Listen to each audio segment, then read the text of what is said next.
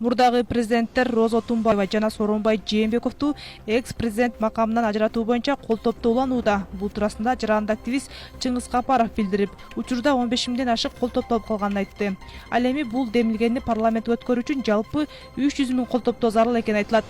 Мунун эң башкы себеби жанагы Отунбаева менен Жээнбековдун, Сооронбай Шариповичтин экс макамын алдырбасак, аларга жылына минимальный 1 миллиондон ашык акча каражаты кетет пенсиясынан сырткары. Мен муну дайыма айтып келем, пенсиясы бирөөнүкү 296 миң сом, Сооронбай Шариповичтики, Жээнбековдуки ошо Отунбаеваныкы болсо 140 миң сом айына алат пенсиясы. Андан сырткары экөөнө 1 миллиондон ашык, бирөөнө Отунбаевага 1 миллиондон ашык жеңилдик каражат бөлүнөт элдин эсебинен.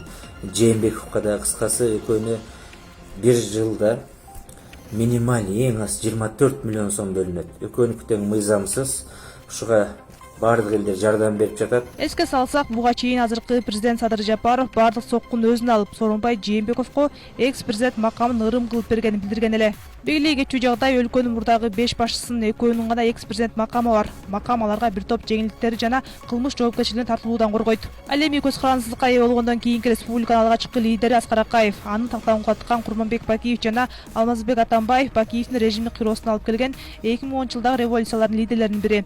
Алар өздөрүнөн кийин келген өлкө башчылары тарабынан экс макамдарынан ажыратылган.